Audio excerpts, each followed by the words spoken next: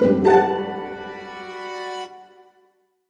I remember, with Dale Steyn, I had a very Yeah. funny incident where, my phone was buzzing, media was continuously calling, and he said, you know what, let me handle it. Okay. And he just picked up a call. He picked up your phone. He picked up my phone and he said, Nishad is busy. This is Dale Steyn speaking, and Oh my God. you can tell me whatever you want to. And the guy on the other side couldn't believe. Hi, welcome to Beyond the Field, a show where we talk about the thriving Indian sports industry. I'm your host Nadeem Sheikh, and I will be talking to sports industry professionals and bringing you 360-degree view of the sports industry. So today, I have with me Nishad Pai Vaidya, who's been a sports anchor, a sports host, a book writer, and he was also associated with Gujarat Titans as a media manager. Welcome, Nishad. Thank you so much. It's really great to be here and to talk about sport, the sport industry, and something that is really growing here in India. And it's about time it's called an industry proper. Yeah. So that was the basic idea behind this podcast, that the sports industry contributes 0.8% to the Indian GDP, and we are contributing. That is why we have to establish the industry, and that was the mindset behind starting off with this podcast. So Nishad, you have a wide range of experience. Just throw light on what your background is. You've done multiple tasks across years, so we'll be happy to hear that. So it's interesting because I started off with the sole aim of doing something in the sports media and obviously becoming a commentator, anchoring shows and everything. And just as I moved along, so many avenues opened up because this industry was growing. So out of nowhere, for example, in 2016, I got the chance to be a media manager for Gujarat Lions. And that started me off on another journey, because then for the 5 years after, I worked with the IPL as the tournament's media manager, and then finally landed up with the Gujarat Titans for the 2021 and for the 2022 and 2023 season. So I think this whole journey, it has opened up so many things, and along the way, didn't restrict myself to just doing sports media, because when you're a part of the IPL or IPL teams, you learn different things. Correct. There are so many things that happen behind the scenes, and media is just a part of it. Correct. Like there's sports, there's commercial activities, marketing, there's operations, hospitality. And when you get in, you just have to learn everything. Yeah. And I've been very fortunate that the people that I've worked with and the organizations that I've been a part of have been very encouraging and supportive, that go and explore and learn everything. Nice. So most of your experience is in media management, like maximum part of your experience? Initially started off as a journalist, but then decided that there's a lot more to sports than just journalism. Yeah. And then focusing on my anchoring and commentary, because that's not exactly journalism, because then you are mainly focusing on the presenting bit of it, and helping make the game sound a lot better. But at the same time, when I got into the administrative side of things, and I was given the responsibility to be a media manager, yes, that has been most of my experience.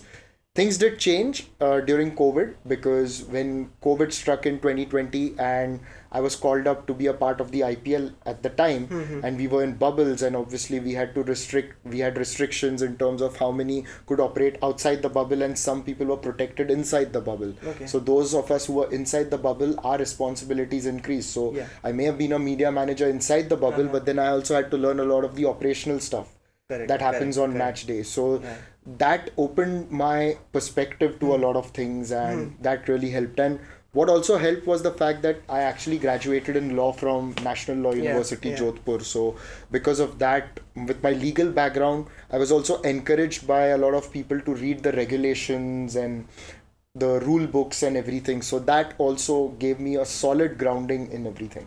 Nice. So just we want to talk about how did the entire tournament in COVID happen. You said you were part of the administrative side, and it was difficult. People, when we were sitting at home, it was difficult for us. But you guys were working in that bubble. You want to throw light on that? How was that experience? It was one of the best things that have happened in my life, because, all of us went through the COVID period, and we all had our own issues. And most of us, a lot of us were very fortunate, I would say. Some of us may not have gotten a lot of work at the time, but even then I managed to get work. So for me, firstly, that was a blessing that in such a difficult time, not only did I get work, but I got work that I really liked. Correct. So I think that is which is why it is really close to my heart.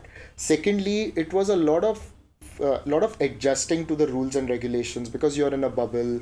You had restricted movements. You could only go from the hotel to the ground back to the hotel. In hotel, you had specific areas that you could move. So mentally, it did get tiring towards the end because you were doing the same things. But once you got out again, it was a lot of adjusting again because the first time when it happened, we didn't know what exactly COVID was, how it spread and everything.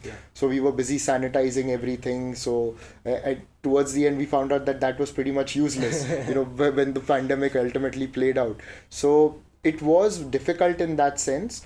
But when I look back, those 2 years, I learned a lot. It was not professionally, of course, it did help me grow a lot. But then personally also, it was a big thing. Because we were in quarantine and a lot of the times 6 days stuck in one room. And in fact, the first time when I went to the UAE because of the restrictions that were there in place by the government and I had moved to Abu Dhabi, I had to stay even longer. So, in one room when you're on your own, it does get a lot difficult. But then you learn a lot of things. And then when you come out, you work on the game. It really, helps you settle. I would like to thank the BCCI and the organizers of Indian Premier League because that period when COVID was happening, there was nothing. And cricket is one thing that binds everyone together. And that played a very strong role mentally for our Indian audience because they had nothing apart from that to watch live. So hats off to them, man. And we'll move back to our journey. Nishad and I have personal connections as well. Yeah, I've seen him when he was like 4 or 5 for the first time. Yeah, and so we go back a real long way. Yeah, we'll touch about Aji. My grandmother. Cricketing. Yes, absolutely. So my grandmother. So where I live, he knew my grandmother, and my grandmother was really crazy about the game. When I grew up, and talking about cricket, she was one of those who really encouraged me and who supported my love for the game. And I think wherever she is now, she'll be very happy with what I'm doing and really proud as well. I think for her. It was obviously, for her, it was just the watching pleasure of the game. But then later to maybe see what I was doing also, I think gave her a lot of happiness. So, of course, her contribution, through all this, her blessing will always be there. Yeah. Nice. She was a sporting personality. I have seen in person. Her face used to go down when Sachin used to get out. Oh, 100%. Like the face used to not go down. It was proper depression I used to feel. When Sachin used to get out, sometimes I used to say that tumhara beta out. Like, it was almost like that. Yeah. So now wherever she is, she passed away. And her blessings is always with us, and we just hope that wherever she is happy. Absolutely, and it's really interesting because I don't know how much she understood, but the last time I met her, and this was so I had gone and met Sir Andy Roberts, who was one of the great West Indies fast bowlers, and then I came back and I told her, I don't know how much she understood, but I was just telling her, what, I met Andy Roberts, this, that. I don't know how much she understood in that, but a few years before that, when I made my TV debut, maybe I met Sachin Tendulkar for the first time and everything. Nice. I think all those things she grasped, so that was good. Yeah. Nice. If say I want to start off today in media management, so is there any education qualification required or experience? Just if somebody wants to start off today, how would that work? So it's really different because I don't think there is a set course. I never planned to get into media management. It just happened. And it just happened, and I ultimately got into it because I had experience in the media. So I think to get into media management, spending those years or that time in the media is the most critical thing. When you spend time as maybe a journalist or you cover things, then you could go and do some media work because you need to have a lay of the land. Like, what are the media agencies in India? What are they covering? Who are the important ones? Who are the certain beats? All these things you need to cover. You need to know. So I always make this, and this is a big pet peeve of mine because I have said this often that, it is there is a difference between media management and PR. Okay. There's a big difference. Okay. So PR agencies, obviously, with all the work that they do, they try to get you coverage. They try to get you interviews. They try to get you attention. Media management, a lot of the times you're trying to avoid all that. Media management, a lot of the times you're trying to balance it out. Like for PR, maybe 100 interviews is good. But for media management, maybe 30, 40 is enough. Okay. Yeah. So you need to know that media management also involves a lot of the understanding of the sport. It's not just about कि इतने interview करना है. You need the understanding of the media and understanding of the sport. So for example, like I remember there was a player who hurt himself. Okay. And when he was batting, and I remember that injury because he limped off the field. Okay. And then he was sitting in the dressing room, and there were requests for an interview. They were like, what, he's sitting, why doesn't he just come and do the interview, okay. Instead of he may not be fielding. But there I stepped in along with one of the team managers. Okay. This was at one of the tournaments, and we made it very clear. We said that if we go and we say that he's ready to give an interview, the match referee is going to come down and say that he's not fielding and he's fine to do an interview. Correct. So there was an argument, but we made it very clear. That's where the understanding of the sport comes in. Yes. Like he would have done the interview. He would have listened to our advice, and maybe he would have gone and done it because it would have been important for him. He had a good knock, but in the end, I think the ball hit him on the leg, and it was swollen up. The leg was really swollen up. So, but you need to know all these things. Where it will look good, where it will not look good from a sporting perspective. Correct. From a broadcast or media perspective, that may have been great that he's coming and doing an interview. But from a team perspective, what are you trying to do behind the scene? Is that important? No, because then maybe it'll attract someone's attention, and it'll not look good, the fact that he's not fielding but he's ready to do an interview. Okay. So it is important to know your sport. It is important to know the different parts of the sport. You need to know if you're managing a team, you need to know the players' habits. You need to know their past. You need to know everything. I remember for one of the teams that I had managed once, one of the players, he had just come back from an anti-doping ban. Okay. So, and he had admitted that it was by mistake. He had an illness, and he just picked up a tablet, and he had it just because he was not feeling well. Okay. And because of that he got caught. But then there was an interview request. I asked him if he was fine doing that interview. He did that interview, but I had to monitor it so that he doesn't say something wrong. Correct. So all these things you have to keep in mind. And generally with a PR perspective, a PR person will only have a general idea. A sports media manager will be very specific. He will know what works, what doesn't work in a sporting perspective. So this incident that you brought up regarding this anti-dope incident, so we'll come to this question, if there is some sort of say negative publicity in general, or there's something that happens that damage control has to be done. So how does media manager come in and step in, and what are the steps that he takes to calm the situation? So firstly, you have to be calm yourself, and that is the most critical thing. And it's not the easiest, because there are people around you who are losing their head, who are absolutely losing their head. So it is really important to stay calm in those situations. Fortunately, I've not really had too many crises to deal with. At the same time, your phone will be buzzing. So you should know which call to pick up, which call not to pick up. And it's very important to have a few numbers picked. So firstly, you need to know who you need to communicate with in that time. Okay. So firstly, it's got to be maybe someone from your team management, maybe a coach or captain that you're talking to, and maybe your team CEO, whoever is the higher up in the management, in the hierarchy. Yeah. You all need to be on the same page. If you are on the same page, then you can do something about it. Okay. Whether it's a statement, whether it's something else, you all need to be on the same page. For that, the internal communication has to be absolutely crystal clear when you all are communicating with each other. It shouldn't be like the right hand doesn't know what the left is doing. Okay. So you all need to be on the same page. You all need to know what's happening. And then only you can take that forward. Nice. There's a lot of experiences, a lot of thoughts that go behind. So from this covering this negativity, we'll come to a lighter note, and we'll speak about the funnier incidences. Yeah. You can write a book on that? 100%. I mean, there are a lot of things that I can't say on camera or write in a book, but there have been so many so many funny incidents over the years, and one there I can just elaborate, like there was one incident in one of the venues somewhere up north, where one player was mistaken for someone else. Questions for him were asked. So, and I think that was a really interesting one. And then I remember, like, there was a foreign player. It was a foreign player, and they are asking questions, and I'm trying to tell this media person in Hindi that ये वो नहीं है जो आप समझ रहे हो, and I'm making it, and I'm speaking in शुद्ध Hindi so that you understand. Yeah, this guy doesn't understand. But then that media person, not using the brains, says, oh, then who is he? You don't say that in English. At least say that in Hindi.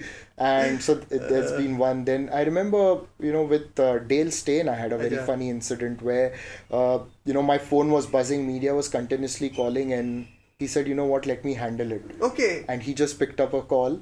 He picked up your phone. He picked up my phone and he said, Nishad is busy. This is Dale Steyn speaking, and you can tell me whatever you want to. And the guy on the other side couldn't believe. Like, he was a media guy, but he couldn't believe. And he's like, no, not this, not that. It was, that was one of the funnier incidents. And so there have been so many of these, not media specific, but there are a lot of things that happen in a team environment of the field, which, really stay in memory, and talk about the bonds that you build with people. Because one of the greatest things is, I think in the sports industry, what I really believe is that we have to reflect what sports truly stands for. Correct. And sports stands for teamwork, for camaraderie, for a lot of these things. And that has to be built within your own unit. So, if you are a management team of a sports team, you have to reflect all those values. You have to have that teamwork.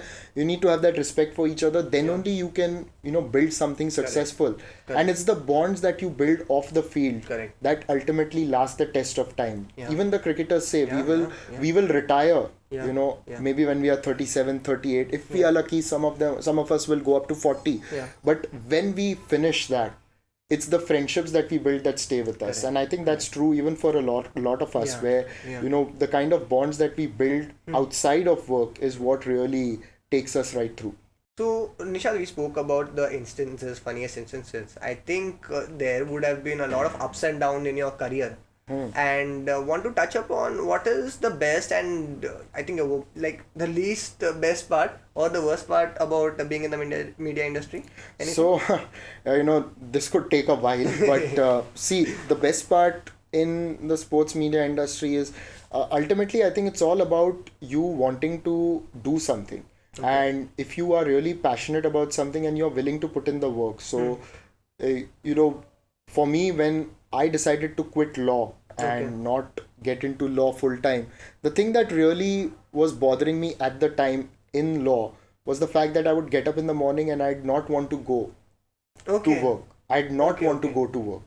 This doesn't happen. Now, every day I wake up, I want to go and work.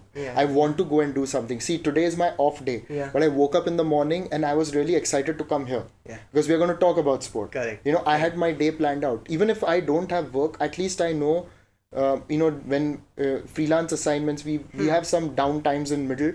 So I still manage to create something in that time. I will do something. So every day you wake up, there is something to look forward to, and you are excited. Like I'm here now. After this, I've got a small break for maybe an hour. Then I've got another meeting, again sports related. I'm excited for that as well. Evening, I've got maybe one more recording. I'm excited for that. So these are the things that really keep me going. So I think that is the best thing, is that you wake up in the morning and you really want to do. Now, my best friend who's a lawyer, we graduated the same time, went to law school at the same time. He wakes up in the morning, he's excited to go and practice in the court. Now that's his calling. That's what he loves. But the same thing didn't work for me, and maybe the same thing will not work for him either in this industry, because his passion is going and arguing in the court and looking after his clients, and he does a bloody good job of it. So I think that is the thing. It is irrespective of the industry. It's about waking up in the morning and being excited for what's really there for you ahead. Correct. No, I completely agree with you. Like, people, when they follow their passion, when they're in the right direction, there is no concept like Monday blues. There should be no concept like Monday blues. I think you saw my story that I put up today. Yeah. So it is also on the same line. I agree with you. Like if you want to be in the sports industry, every day you have to look up to something that you want to work on. You have to add value. Yeah. People speak about adding 1% a day, getting better 1% a day. And I think I completely agree with you that this has to be done for every individual, irrespective of the industry. If you are passionate about music, you should follow that passion. If you're interested in sports, you can join the industry. But just one point I want to add, like people who want to join the sports industry, it is an industry. It is not athleticism. Like most of the people relate sports industry to भाई मैं field पे ही रहूँगा. You're getting my point? Yeah. So there is this gap. It's a managerial task. It's a managerial task. Yes. And there are so many things like you're looking after sponsorship, commercials, marketing. There's production, broadcast. You look after operations, kitting. There's just so many things, merchandising. Logistics. We can name everything. You can go into 100 things. Yes. And things just happen in this industry, and that is the main thing where people don't realize that there is a lot of work that happens behind the scenes. And not in the game is a part of it, obviously, but there are hundreds of people working behind the scenes. And and I say this, during COVID, a lot of people there were people who were dissing the IPL and the tournament, but I was telling them one thing, that IPL के वजह से मेरा घर चलता है. Correct. And मेरा ही नहीं, but a lot of people. Agreed. So you're looking at the top 1% who are the players, and maybe considering some of us are also in the top 5%, let us say. But there are so many workers, laborers, vendors who do so many things in a stadium. It creates employment. And I had not thought of this. I remember this was the realization hit in a very interesting conversation I had with Lakshmipati Balaji once. So this was in 2016, and I was working on the TNPL, and I was taking Balaji for a press conference, and he started chatting with me. He's like, "Hey, what's your name and where are you from?" I said, "I'm from Mumbai," and we were just talking, and then generally we were chatting. It was really sweet, and then he told me, "Do you realize the beauty of this?" He said it. I said, "What?" He said, "You're a guy from Mumbai and you've come here to Chennai and you're working on the TNPL. This is what sports does. It has now started creating opportunities for everyone." Yes. He said that. Yes. Balaji said that, and I had not realized this. This was obviously a few years ago, but then the more I thought about it, the realization happened when the IPL happened in COVID. Is that the number of people it impacted when it provided the opportunity to come and work. I think that was really phenomenal in that sense. And IPL is one tournament. There are so many other tournaments that create the same employment. People look at it as entertainment. It's not. It's entertainment for most people on television. It's a sport for most people on television. It's winning and losing for the players and their supporters who watch. But for the thousands of people behind the scenes, it's livelihood. Yes. If the match happens, it's livelihood. Yes. They earn. And they grow in their careers. Correct. No, I absolutely agree with you. So just to add on the point of the IPL match lasts for 3.5 hours. Okay, but there is a lot of things that goes after the post-match and pre-match. There is an entire periphery industry 100%. dependent on the match. So I work for a fantasy gaming platform. So if there's no match, so I will have no work. Okay. Similarly, the broadcasters will have no work. The people working on ground will have no work. So it is just that one match employs thousands and thousands of people altogether. Absolutely, it employs thousands of people, not just on the field, even off the field. Like around, like not just in the stadium premises, but even outside that. Correct. And a lot of the times people don't understand that amount of revenue it generates, and unfortunately in this country, what's happened is, and this is a mindset, and hopefully we are coming out of it now with our generation, where they say, "अरे ये कितना पैसा कमा रहा है?" Why not? Correct. Why not? क्यों नहीं कमाओ? क्यों नहीं कमाओ? Correct. Why is wealth creation, if it's being done in the right way, why is it a problem? Correct. If you have a problem, don't watch.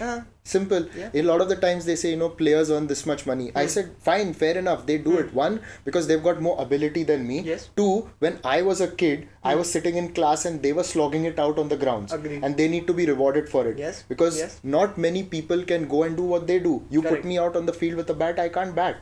I can't do that. I can't do it at that level. Of course, I mean, at our level I will be able to play. But at the highest level, I can't do that. Agreed. They are specialists, they are professional, and if they are earning that money, they deserve it because they've done it. 100%. And that's what I say, that if and this is what happens in this sports thing, where we have to start changing that mindset.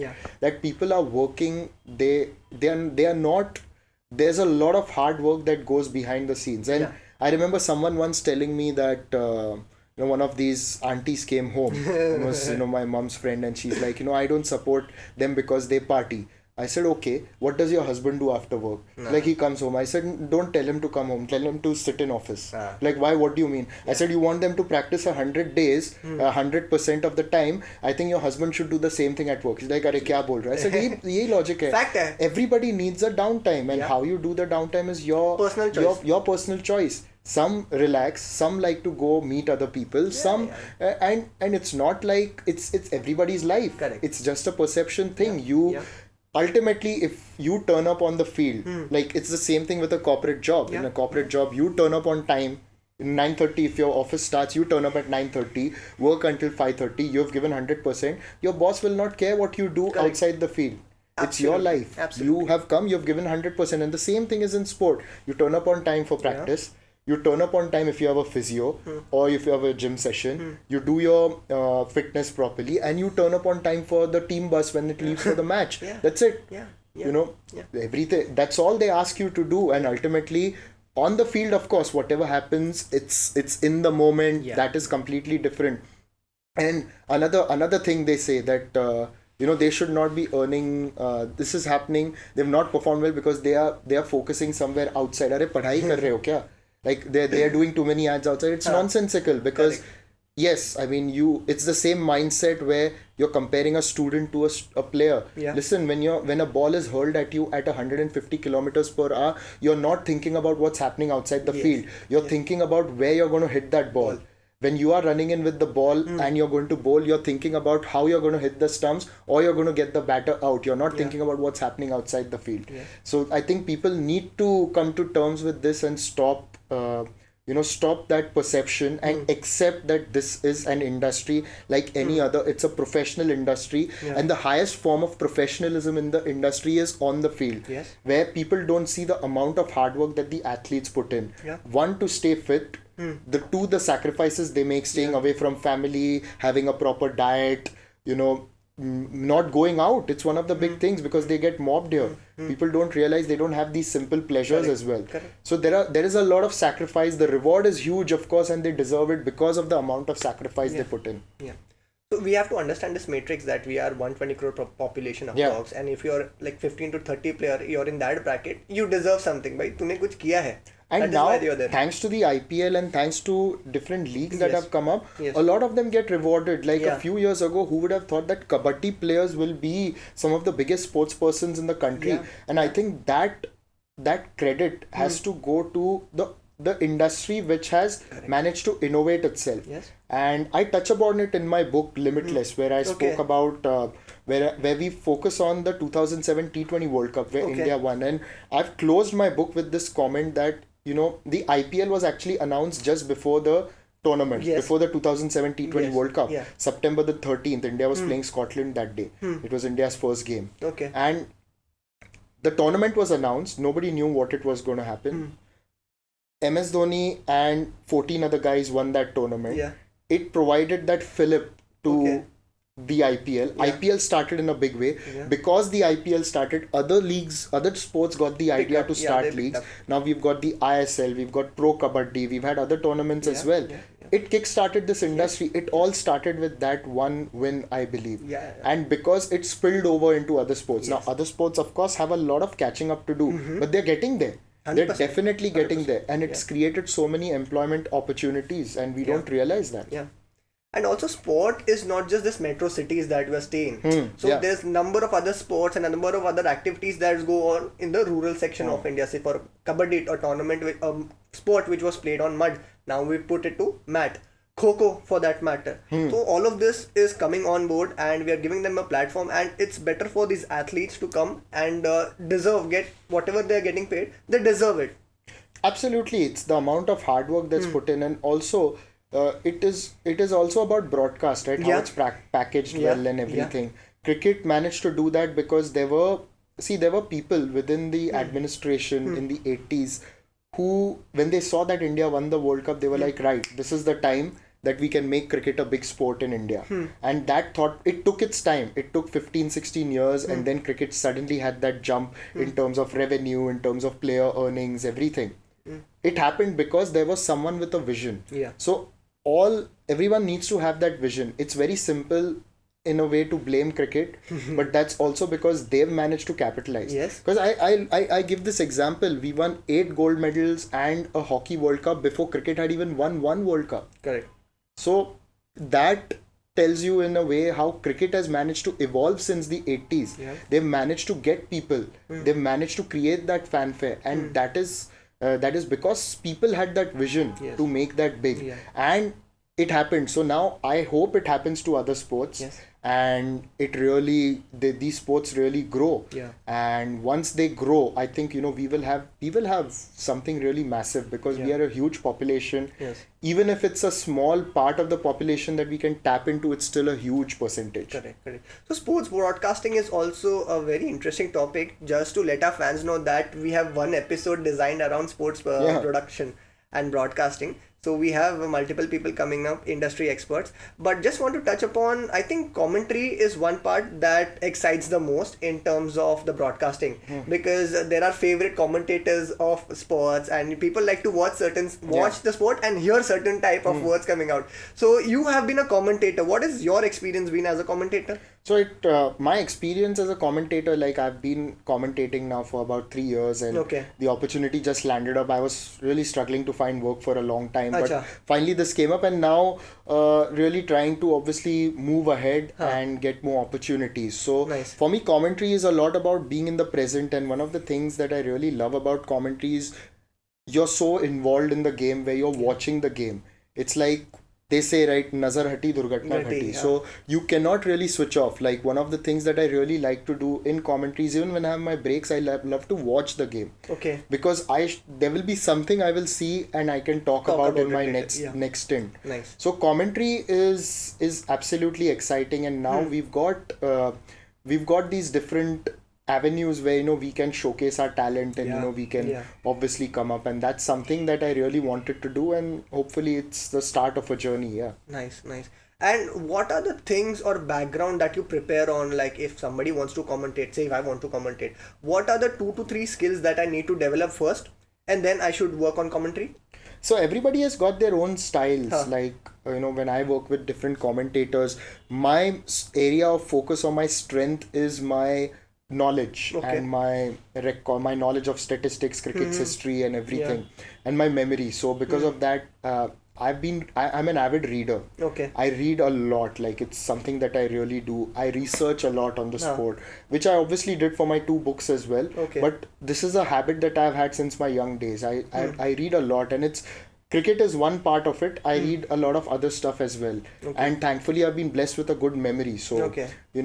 I can really recall a lot of things. So I think it's very important to do that reading, and very important to listen and to listen to other commentators and to try and get a lot of knowledge. I think it's a lot about gaining knowledge rather than developing a certain skill. Of course, you need to know how to how, and that also is in a sense gaining knowledge as well. How you get better in everything. So you need to be focused on your core areas of strength. And I think one of the things that really helped me was Paddy Upton's book, where he wrote about this fact that there are 10 skills. Say you need to, in any profession, he talks about, say there are 10 skills for a batter. You're good at 9 or you're good at 8, and you're exceptional at say 5, you're good at 3, you're poor in 1, and you're horrendous in maybe one of them, something like that. I don't exactly remember. He said we focus on the good and the great, and the things where you're not really good at, you're not going to get so good as where you're great at the other things. Correct. But get it to a level where you can manage it. Yeah. Where you can manage it. Yeah. If say for example, if you're not good against the short ball, work around it. Yes. So that you play to your strengths, but if a short ball is there, you know how to tackle it. Correct. So there is a way, I think that applies for to us in all walks of life, Yes. where we focus on our strengths, where we are not that good at, try and work on it. Yeah.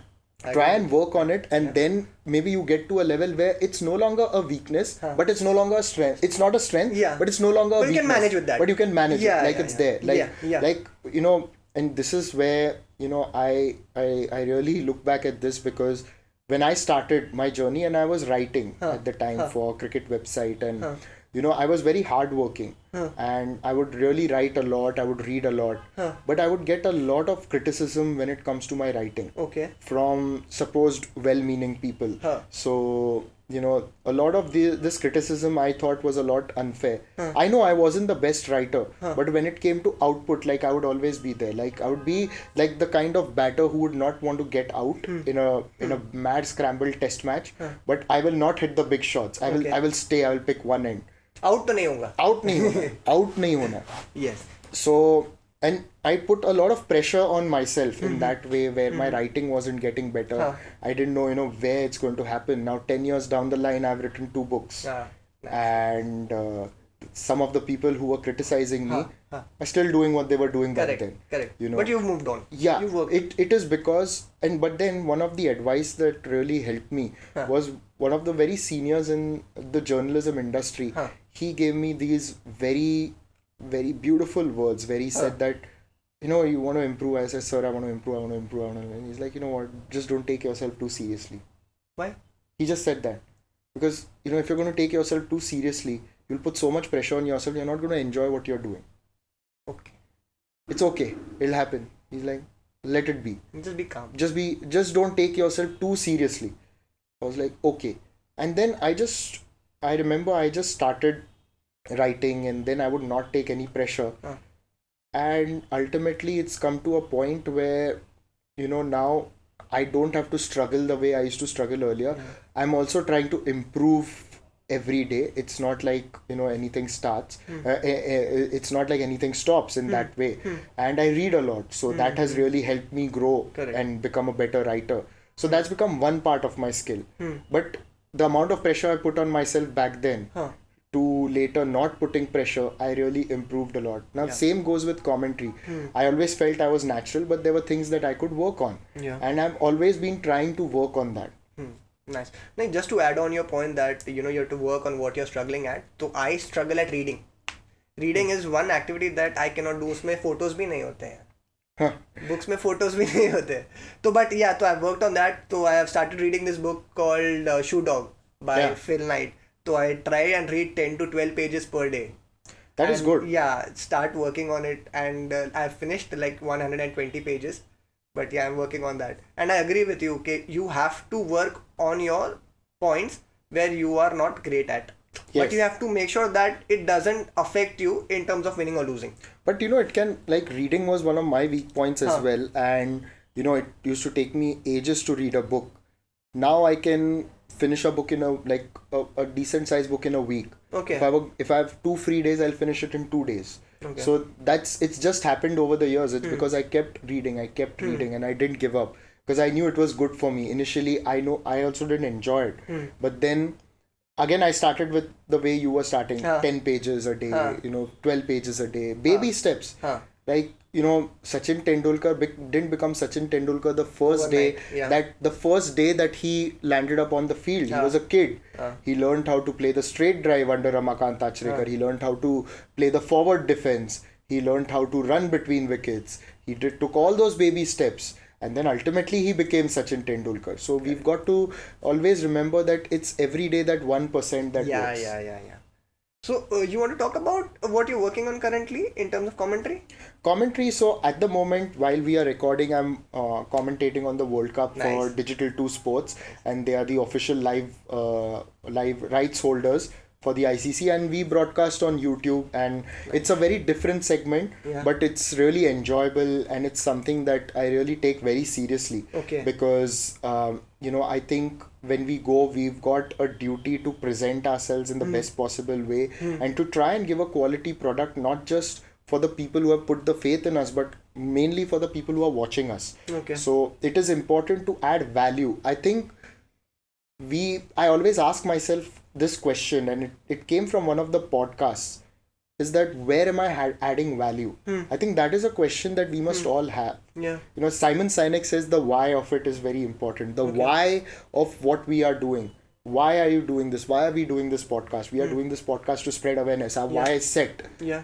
But how am I adding value? Huh. Now that is my next question a lot of the times. Am I adding value now? I always ask myself that. Okay. And I think that is a realization. And sometimes it happens in between when I'm doing commentary as well. If I say something and I'm like, oh my God, am I adding value with this? No. Then I think of something that will give a bit more insight to the viewer. Yeah. So I think Digital 2 Sports have been extremely kind and extremely supportive in my journey, because they have allowed me to be myself. Correct. And since I really focus on the historical angle, statistics and everything, they've really been so supportive, in terms of doing what I really am strong at.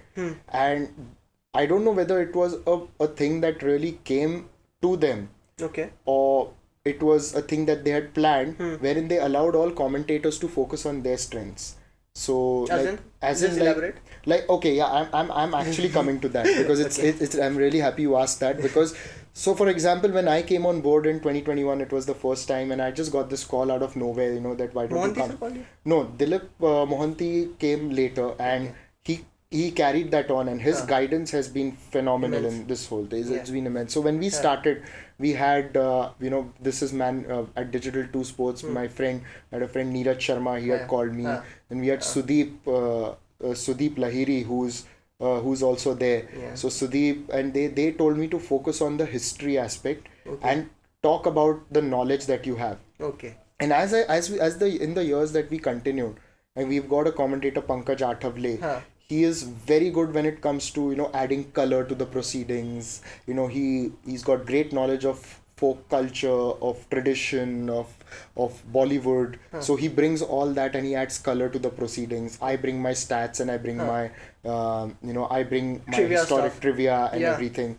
Then we've got someone like a Chandresh, who can be very humorous and who has a very subtle way of being humorous. So he's got that strength. And through all that, we've got someone like Yash Pathak, who's played the game at a good level. So he gives us a perspective of tactics that maybe someone like I cannot see, because I have not played at that level. And so we've got things like this. And then Dilip has been there, and I'd known Dilip for a while, but in the last 1 year working with him, in broadcast you need someone really calm, and every day with someone like him is such a learning experience. How he also, because he's been around the sports industry so long, and he's produced international matches. So when the way he looks at a game, the way we can present it, the numbers that we can present, it's been phenomenal learning from him as well. So through all that, we've got someone like him, guiding us and telling us what to do, and someone who keeps that perspective. So that has been real good teamwork, and I think being a part of this team has been really fantastic. Nice. So all thanks to Nishad. So I was fortunate enough to watch one of the broadcast productions in one of the matches at Digital 2 Sports office. So everybody is on it. Everybody's on it. The commentators, guys are live there. But the production team behind also, they were also at it. Like instantly they have to do something and you guys have to say something and all of that. It was just amazing and just nice experience. And do you want to touch upon the production aspect? Like what? So I will talk about the production aspect of not just what I've seen here, but because I've been involved with the IPL and all, I've been in the broadcast control rooms and all. Perfect. There is everything that happens there. You look at the replays. You realize the kind of replays that are made, it has to be done in seconds. Correct. There's someone doing that behind. And that's a lot of work.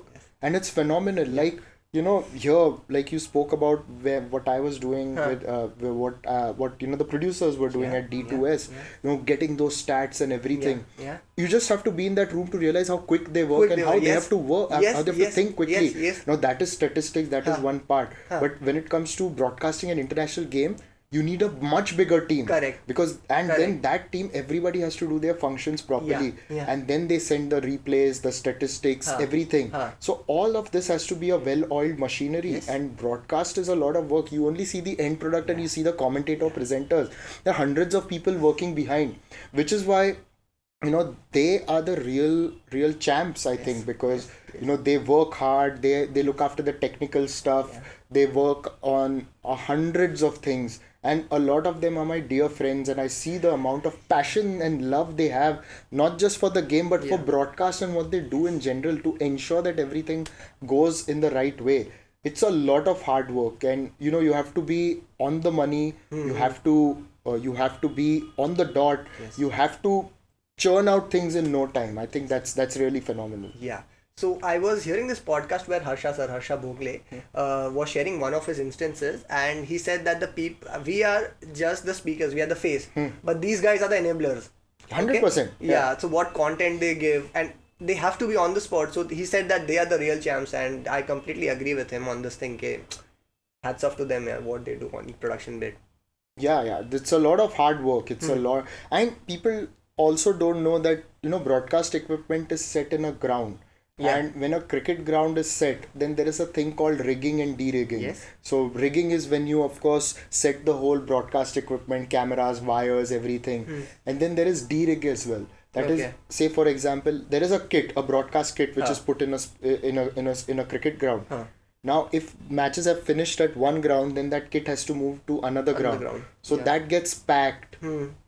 After a match, the broadcast team has to stay till morning and unpack it, and it's a lot of work. And I've got an insight into that because of my time at the IPL, where we as the events team would finish, and at the end of the day, if a venue has gotten done and the broadcast kit has to move somewhere, I would just a lot of the times walk out and stand at the ground. You know why? Because the floodlights are off. And there is a little bit of a quiet and calm, and then you will see these people wrapping things up. And in that moment, I don't know why, I would feel a lot of peace in myself that we've managed to pull off a good game, but then I'll also feel a lot of respect for the people still working. When the dismantling is happening of say a lot of the flex or the branding, because it has to also be cleared, or the broadcast equipment needs to be packed, and you see all that and you realize the amount of work that goes behind the scenes. So sports has evolved, even technology has evolved. So Nishad, we'll talk about the evolution of say commentating or the presenting of sports. I think as far as my knowledge goes, I thought sport was first on radio. Yeah. And then we came to television, then OTT. Now the sports broadcasting on YouTube is happening a lot. Along with D2S, there are other players that are coming in. So the evolution of sports, how do you look at it? So I think this is an interesting concept where people are now watching all these shows on YouTube as well, and because I don't know whether it's engaging or what kind. I think it's more about connecting with the people, and where people feel that they can also talk to you. Because a lot of the times what we do is we tell people to start commenting on YouTube. Tell us what you think about the game. Tell us what you think what I'm saying or what my colleague is saying. And that conversation, that potential to have a conversation is what keeping people there.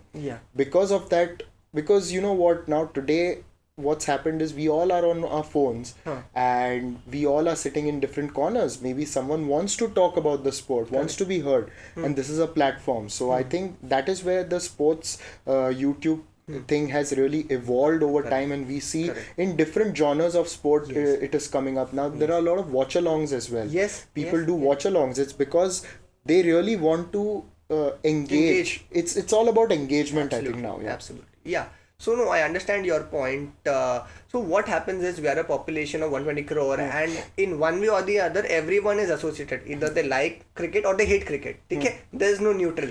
Okay? And everybody wants to voice them out.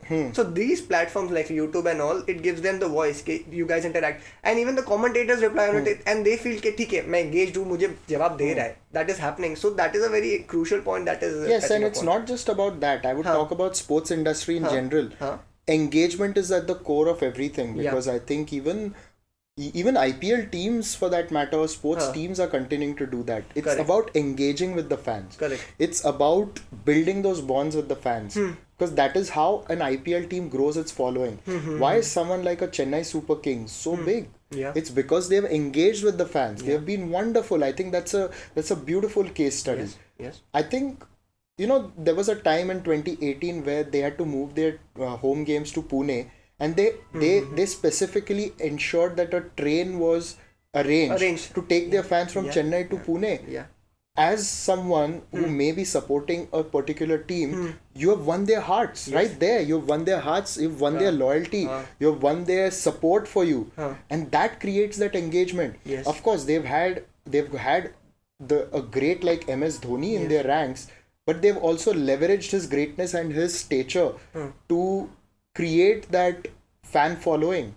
And of course, they've done it wonderfully. Yes. They've done it in such a dignified way. And in fact, a lot of credit should go to the man himself, because he's also carried himself in such a way that the fans have loved him. Yeah. So again, he's not done it and he's such a guy that he's not thought about engaging. It's just the way it is. Yes. But he is engaging with the fans. He is engaging with the people. Yeah. He just kept his natural self. And he's engaged with the people. People feel engaged with him. Yes, People yes. feel close to him. Yes, And yes. Chennai Super Kings have managed to build around that. I think that is a fantastic case study. Yes. Mumbai Indians, they are fantastic when it comes to building that fan following. Kolkata Knight Riders, I think, have done really well. So there are so many of these teams who are building, and they've been around for a long time. So I think that has been something that we all can look up to and learn. Now, kabaddi teams. Look at what kabaddi teams are doing. How they've been able to build on engagement. I think it's so again, it's about engagement. How you are keeping people hooked to your brand, to the matches, to the sports, and everything else. Nice. So this engagement part, I think in today's generation, most of us are on social media. So how does social media play a role in engaging fans for sports team, or what strategies do they pick up? Yeah, a lot, because now social media game is everything. The kind of content that you put in, and it's the content that keeps you hooked to a particular team or anything. So you have to evolve with times. You have to see what content works, what doesn't, what may have worked last year, may not work this year. And you see what you can grow and build on. So I think Instagram is at the moment the number one platform. Yeah. And want to rate them 1 to 3? I think Instagram hands down is there Number up one. top. I think Facebook has lost its charm. And Twitter, we all know what's happening there. X. X is the future. So but when it comes to YouTube, I think that has managed to really hold its own, because YouTube is also somewhere where you can monetize. So YouTube is definitely one big platform, and Instagram has really permeated. I think it's revolutionized engaging with fans. And because Instagram also has come up with reels and with so many different things that people really get hooked onto. So, and sports teams are no different. They are going to use all these tools to engage with the fans. Fans are at the core of any sports team. And what my point of view on this is, social media plays a role, but the franchisees have tapped into the core, as in they've regionalized. For example, CSK, their content mostly is in Tamil and they focus on that, but because of MSD, it's a pan-India thing. Mumbai Indians does this Marathi thing that most of the content is Marathi. So I think this is working for franchisees or no? I've not really looked into that, because I consume a lot of English content. But it is, from what I've seen, is because I had to get into Hindi commentary. So regional is really strong. A lot of the channels are also starting regional commentary streams. So regional is really strong. So I think that is one place where everyone will tap into. Nice. Because you have to build that local connect. Correct. When, like, I know it's a big comparison, but we look at an EPL team, English Premier League, you go, the kind of supporters they have in their own catchment area, so to say. I think that is where, you all focus on that. India is different because we grew up watching Team India. Correct. All of us. So Mahendra Singh Dhoni was a Team India player before he became a CSK player, which is why his appeal is everywhere. He's a World Cup. He won the World Cup for India. So that and we Recall saw value, him yeah. first don the cap for India. Yeah. Now moving ahead, we may see a little bit a difference where players are first debuting in the IPL and then for Yes, India. yes, So but that will still take time. Yeah. Like even now, like Virat Kohli, of course, played for Royal Challengers Bangalore before he played for India. Yeah. He played for India a few months after Under that. 19, he played under 19, then he played RC. Yeah. But he's always been Virat Kohli India first. Correct. And so that is a cultural difference as well, where Team India is primary thing. Yeah, it has been the primary thing. But maybe we will see where the club loyalties will also grow. But then ultimately it will also come up to a level where everybody gets behind Team India. But then when the club rivalries come about, it's going to be different. Yeah. Even now, like in the early days of IPL, Sachin Tendulkar used to be cheered everywhere. Yes. MS Dhoni is cheered everywhere even Yeah, now. yeah, Virat Kohli is cheered everywhere now. Yeah. So people here love their Indian cricketers. Yes. Yes. People love those figures. Like even when Chris Gayle, AB de Villiers were here, they were cheered. Yes, yes. One of the most remarkable things I remember here at Wankhede was when AB de Villiers got a century against India. Yeah. He was playing for South Africa, and the way he was also cheered by the crowd. And a lot of that also happens because of the IPL, where that it was always there. Indian crowds had that appreciation for foreign players, yes. But I think the endearment part has now started coming in. Correct. Because of the IPL, where you have started embracing those talents a lot more. You were always embracing them. Yeah. But now it's like, he's one of your own. Correct. One of the examples that I want to put forward is David Warner. David Warner, he does a lot of Hyderabadi content and all. So he's engaged with that community. Yeah. And he's building his base in India, and people are also accepting him. Oh, people are loving it. Yeah. I think he's... It's really amazing what he does. Yeah. And initially I thought, why is he doing this? It's looking a little awkward, but then he started getting really good at it. Yes. His family started getting good at it. Yeah. Nice. So this one point you touched upon is the EPL thing. So how does things change for a media manager, or how is the landscape of a media team in India versus global sports? So we have to look at it from the perspective of how media is changing. Okay. And in India, we still have very traditional when it comes to media, because newspapers are still powerful. And we also have to cater a lot to newspapers, and we also have to look at the traditional media houses. There are news channels, there's radio, there's a lot of things. But then you also have to see where your rights are. Okay. You have to see that you don't cross certain things. Like like if you have your own YouTube channel, why will you provide your players to someone who is only a YouTube channel? That because then it'll create where you're in the same bracket, so to say. So you've got to think about all these things, how the media landscape is changing.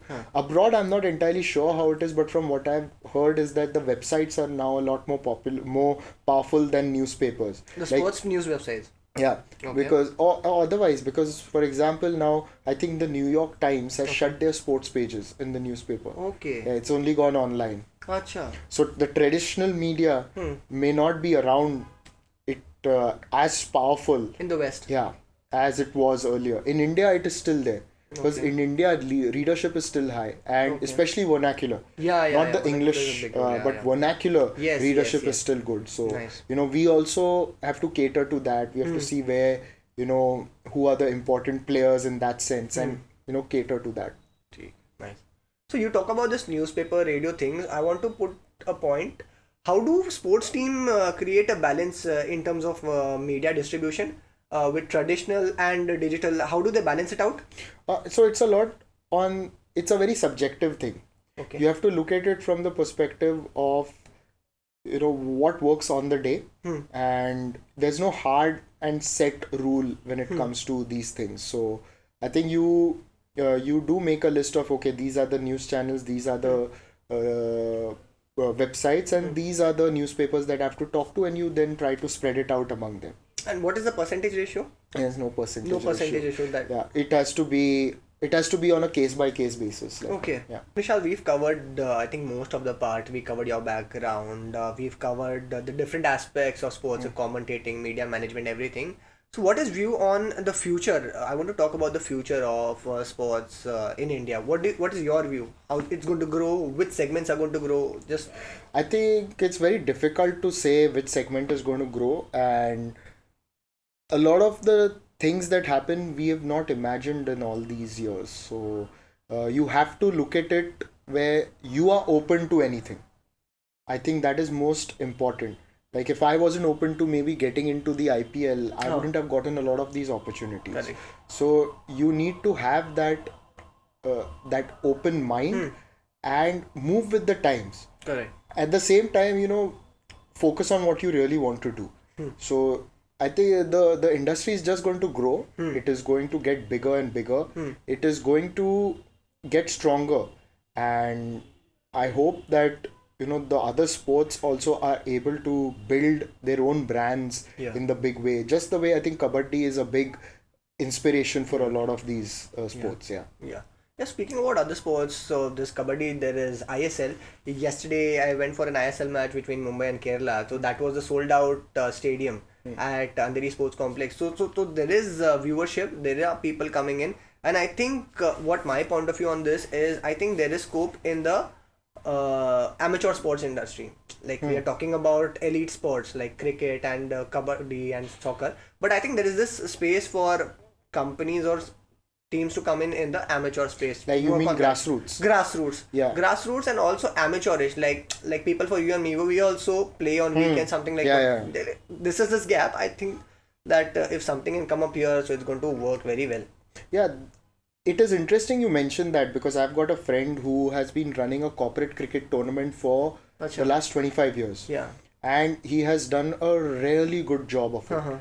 He really does a fantastic tournament, and all these corporates keep coming back to him. Okay. And they keep playing those tournaments. So I'm sure that if there is a concerted effort, something like that can be replicated and can be done on a bigger scale. Nice.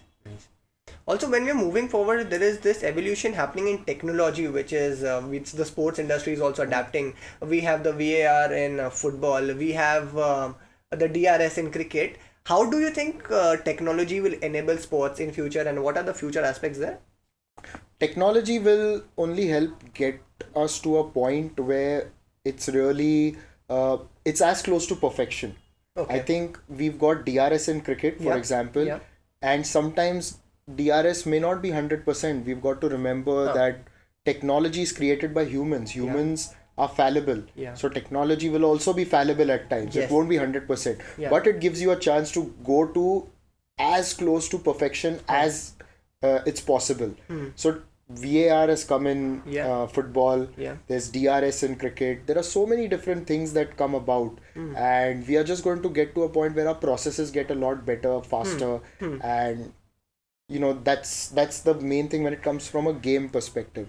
Off the field as well, our processes could get a lot quicker than what they were earlier. Okay. Like I remember one of my bosses telling me that, back in the day where they didn't have emails or they didn't have mobiles, like to coordinate, they had to keep someone sitting next to the landline in the office. 24 hours. Yeah, almost 24 hours because they were expecting an important call with regards to some broadcast equipment. Anytime. Today, you don't have to do all that. It's become so simple. One message and you're done. Yeah. So this is just a very simplistic example, but you cannot really predict what kind of technology will come, what kind of innovation will come. And in the sports tech space, and that is also somewhere where I've been trying to get myself involved in. And I've met a few startups as well. And those startups are coming up with some of the best technologies that you can think about, some of the most innovative things that you can think of. Yeah, I completely agree with you. I have this one instance with Quidditch Technologies. Yes. Yeah. So they had this thing of 3D thing in the IPL finals, and that was interesting. And people also were attached pre-match.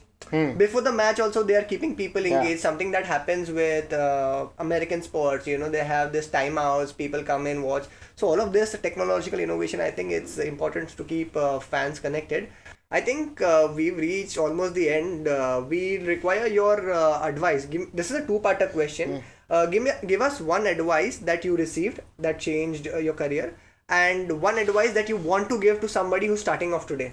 Okay, so one advice that I got at the beginning of my career, and it has stayed with me. Unfortunately, the gentleman who gave me that advice is no more, and he passed away just a few weeks after that, and Okay. he was one of these all India radio commentators that we really liked and we really looked up to. His name was Mr. Suresh Saraiya, and I called him and we spoke, and he gave me like, you know, what I can do in commentary, in presenting, follow these things. And then towards the end he gave me his blessing, but then he also said one thing which really stayed. He's like, you know, it was in Marathi also, and I think he said, you know, no, you don't become. No, you can say that in Marathi. He's like, you know, एका दिवसात तुम्ही master नाही होत आणि life मध्ये master नाही होत. Have that mindset. Always be in that learning mindset. Is that you may have done 100 shows, you may have done, you know, 50 stage shows, you may have done many broadcasts, but when you come for the next one, behave as if it's your first, in a sense that you're still learning. Yes. Where you can get better. You'd never become a master. Have that mindset and you'll be fine. That was one advice that really has kept me instead. Like, even if the days that I think I've done a good job, I always look back in a good way, not try to put in pressure on myself, where I can do better and come back better the next day. time. I think that I'll be always grateful to Mr. Saraiya, God bless his soul, for giving me that advice. And the advice that I will give people is, and this is really one of my pet peeves as well, because I get a lot of these messages, sir, I'm passionate about sports. I want to do this. Sir, I'm passionate. Passion is very easy to say. Yes. So I would always say that you have passion, good. Now channelize it. Yeah. It's about what you are willing to do about that passion. Everybody wants to win, but are you willing to do what it takes to win? That is the question. Nice. So Nishad, we'll start off the rapid fire. Favorite sport to play? Table tennis. Okay, nice. Amateurish or pro? No. Just for fun. Okay. Favorite sport to watch apart from cricket? Football. Okay. Man City? Yes, Man City. Yeah. Who did you look up to in the sports vertical? Any idol or someone? Harsha Bhogle. Harsha sir. Nice. A team or player you wish you could work with for one day? Lewis Hamilton, Mercedes. Oh, F1. Yeah. What's the most exciting project you worked on? IPL and COVID. Okay. One book that has had a significant impact on your professional life? Invictus, Nelson Mandela and the Game That Changed the Nation. I think that book. Nice. If you could switch career for a day, what would you do? Be an international diplomat. Representing India. Yes. What's your proudest professional achievement so far? Being a part of the team that successfully did IPL during the first IPL during the COVID time. Yeah, nice. That was an amazing experience. Yeah. So I think we would wrap this up. Nishant, it was an amazing experience. You shed light on a number of aspects across sports, commentary to anchoring to host and everything. I think this is a very good platform. We will have other people also come in, and I think it's a wrap from our side. Yeah, thank you so much for having me, and to all your listeners, I would say subscribe to your podcast everywhere and follow on social media, and yes, press the bell icon for all the updates. I think I've done your job again. Thank you guys, thank you so much.